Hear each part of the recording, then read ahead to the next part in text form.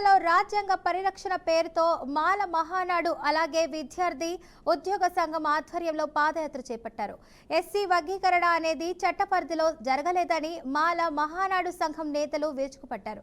ఇక కేవలం రాజకీయ ప్రయోజనం కోసం మాదిగలను రెండుగా చీల్చారన్నారు. ఇక ఈ వర్గీకరణ మూలంగా ఎస్సీలలోని 59 ఉపకులాలకు తీరని అన్యాయం జరుగుతుందన్నారు. ఇక డాక్టర్ బిఆర్ అంబేద్కర్ రచించిన రాజ్యాంగాన్ని పరిరక్షించుకోవాల్సిన పరిస్థితి ఏర్పడిందని వాపోయారు. ఇక ఈ పాదయాత్రపై మరింత సమాచారాన్ని మా ప్రతినిధి బసవరాజ్ మరింత సమాచారం అందిస్తారు. దేశంలో రాజ్యాంగాన్ని పరిరక్షించుకోవాల్సిన అవసరం ఎంతైనా ఉందని మాలమానవుడు సంఘం అదేవిధంగా విద్యార్థి ఉద్యోగ సంఘాల ఆధ్వర్యంలో ఏదైతే రాజ్యాంగ పరిరక్షణ యాత్ర ప్రారంభించారో ఈ నేపథ్యంలో కర్నూలు కలెక్టరేట్ వద్ద వీరు ధర్నా చేస్తున్న పరిస్థితి. ఇంతకీ ఏం అన్యాయం జరుగుతూ ఉంది, రాజ్యాంగాన్ని ఎందుకు పరిరక్షించాలి, అదేవిధంగా ఎస్సీ వర్గీకరణని ఎందుకు వ్యతిరేకిస్తున్నారు తెలుసుకునే ప్రయత్నం చేద్దాం.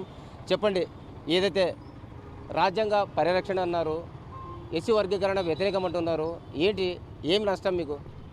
సార్, ఎస్సీ వర్గీకరణ జరగడం వల్ల ఎస్సీలో ఉన్నటువంటి 59 ఉపకులాలు నష్టపోతున్నాయి. ఒకటి మాల కులమోటే నష్టపోవట్లేదు, 59 ఉపకులాలు నష్టపోతున్నాయి. కాబట్టి అందరూ కలిసి ఉంటేనే 59 ఉపకులాలు కలిసి ఉంటేనే ఎస్సీలకి న్యాయం జరుగుతూ ఉందని చెప్పి మేము తెలియజేస్తున్నాం సార్ అందరికీ.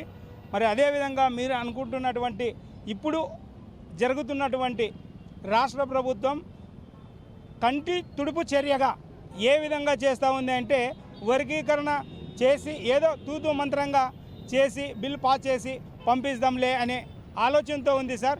ఈ ధోరణి చంద్రబాబు నాయుడు గారు మానుకోవాలి. లేకున్న పక్షంలో పెద్ద ఎత్తున ర్యాలీలు, ధర్నాలు, విద్యార్థులు, ఉద్యోగ సంఘాలు, మాల మహానాడు నాయకులు అందరూ కలిసికట్టుగా ఈ ఉద్యమాన్ని ఇంకా ఉధృతం చేస్తామని చెప్పి ఈ సందర్భంగా హెచ్చరిస్తూ ఉన్నాం సార్. ఎస్సీ వర్గీకరణ అంశం కేవలం మాదిగలను విడదీయాలని చేశారా?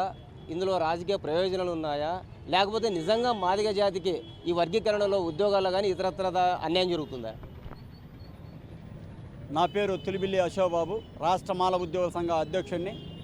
ఈ యొక్క ఎస్సీ వర్గీకరణ వల్ల జరిగేటటువంటి నష్టాలను గురించి తెలియజేయడానికి కుప్పం నుంచి ఇచ్చాపురం వరకు కూడా ఈ యొక్క యాత్ర కంప్లీట్ చేశాం. ఈరోజు మళ్ళీ రాయలసీమ యాత్ర కర్నూలు నుంచి ప్రారంభించడం జరిగింది. ప్రధానంగా ఈ యొక్క ఎస్సీ వర్గీకరణ ద్వారా మాదిగలకి సామాజిక న్యాయం చేస్తానంటాడు చంద్రబాబు నాయుడు గారు. ఒక్కసారి సామాజిక న్యాయం అంటే గమనించండి, ఇన్ని సంవత్సరాలు ముఖ్యమంత్రిగా చంద్రబాబు నాయుడు గారు చేశారు కదా, ఈసారికి మాదిగలను ముఖ్యమంత్రి చేయండి, ఈ 3 సంవత్సరాలని మేము సంతోషిస్తాము. అది నిజమైనటువంటి సామాజిక న్యాయం అని మేము భావిస్తూ ఉన్నాం. అదేవిధంగా మేము చెబుతూ ఉన్నాము, ఎస్సీ వర్గీకరణ చేసి అన్నదమ్ముల లాంటి మాదిగలే కాకుండా 59 ఉపకులాలకు ఉన్నటువంటి యొక్క రిజర్వేషన్లో ఐక్యతను దెబ్బతీయాలని ప్రయత్నం చేస్తూ ఉన్నారు. ఈడబ్ల్యూఎస్సీని ఎవరు కూడా ఓసీ సోదరులు ఎవరు కూడా ధర్నా చేయకుండా 10% అమలు చేస్తున్నాయి ఈ యొక్క ఆంధ్ర తెలంగాణ రాష్ట్రాలు. ఏ రోజైనా ఓసీ సోదరులు ధర్నా చేశారా? కానీ మాదిగల్ని మీరు తుంచడం కాదు, మేము పెంచమంటున్నాం. నేను నిజంగా సామాజిక న్యాయం చేయాలని దృక్పథం ఉంటే మాదిగల జనాభా పుట్టినప్పుడు ఈ యొక్క స్వతంత్రం అప్పుడు 40 కోట్లు ఈ దేశ జనాభా, ఇప్పుడు 150 కోట్లు అయ్యారు. నిజంగా సామాజిక న్యాయం చేయాలంటే చంద్రబాబు నాయుడు గారు 20% రిజర్వేషన్ శాతం పెంచండి. అదేవిధంగా మాలలో మాదిగుల్లో వెనకబడి ఉంటే మాదిగులకి 5 కాదు 10% ఇస్తే మాలలో పెద్దన్న పాత్ర పోషించి వాళ్ళందరిని ఆహ్వానిస్తామని మేము తెలియజేస్తా ఉన్నాం. రాజ్యాంగ పరిరక్షణ అంటున్నారు. రాజ్యాంగాన్ని అంబేద్కర్ రచించారు. ఈ రాజ్యాంగం మూలంగా దేశం కూడా నడుస్తూ ఉంది, చట్టాలు నడుస్తూ ఉన్నాయి. పరిరక్షించుకోవాల్సిన దుస్థితి ఎందుకు వచ్చిందంటారు? నిజంగా బాబాసాహెబ్ డాక్టర్ బిఆర్ అంబేద్కర్ గారు ఈ ప్రపంచ దేశాలతో పోల్చుకుంటే నిన్న బంగ్లాదేశ్ కానీ, నేపాల్ కానీ, పాకిస్తాన్ కానీ తమ యొక్క రాజ్యాంగాలను అనేకసార్లు ధ్వంసం చేసుకున్నాయి, అనేకసార్లు అధ్యక్షుల్ని జైల్లో పెట్టి. కానీ ఇన్ని కులాలు, ఇన్ని మతాలు, ఇన్ని వర్గాలు, ఇన్ని వైషమ్యాలు ఉన్నప్పుడు కూడా అందరిని ఏకం చేయగలిగంటే ఆ బాబాసాహెబ్ డాక్టర్ బిఆర్ అంబేద్కర్ ముందు చూపుతూనే ఈ 76 సంవత్సరాలు అందరిని కలపగలిగింది. ముందు రిజర్వేషన్ వర్గీకరణ చేస్తారు, తర్వాత రిజర్వేషన్లు తీసేస్తారు. అందుకే రాజ్యాంగాన్ని రక్షించుకుంటే రాజ్యాంగం మనల్ని రక్షిస్తుంది, ఈ దేశాన్ని రక్షిస్తుంది. అందుకే ఈ దేశం ఉన్న నాలు అంబేద్కర్ రాసిన రాజ్యాంగం ఏముంటుందని చెప్పి ఈ సందర్భంగా తెలియజేస్తా ఉన్నాను. స్వతంత్రం వచ్చి 75 సంవత్సరాలు అయింది. ఇప్పటికీ అంటే రాజ్యాంగపరమైన హక్కుల కోసము లేదా అధికారం కోసము మనం పోరాటం చేయాల్సిన పరిస్థితి ఉంది. దీన్ని ఎట్లా చూస్తారు?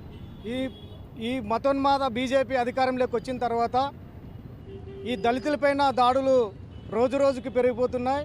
ఒక పక్క నార్త్ ప్రాంతాల్లో గొడ్డు మాంసం తినేరనే ఉద్దేశంతో దాడులు చేయడమే కాకుండా అదేవిధంగా అంబేద్కర్ రింగుతో పెట్టుకునేరనే ఉద్దేశంతో అక్కడ కూడా దాడులు చేయడం జరుగుతుంది. ఈ మతోన్మాద ముసుగులోన రోజు రోజుకు ఈ భారత రాజ్యాంగాన్ని కూడా కాపాడలేనటువంటి పరిస్థితి ఈరోజు వ్యవహరిస్తున్నారు. కాబట్టి ఈ రాజ్యాంగాన్ని కాపాడుకోవాలనే ఉద్దేశంతో ఈరోజు ఈ పాదయాత్ర చేస్తున్నాం. అందులో భాగంగా ఏదైతే ఈ కూటమి ప్రభుత్వం అధికారంలోకి రాకముందు చంద్రబాబు నాయుడు గారు ఒక హామీ ఇచ్చినాడు, నేను పెద్ద మాదిగా ఉంటూ మీకు వర్గీకరణ చేస్తారని హామీ ఇవ్వడం జరిగింది.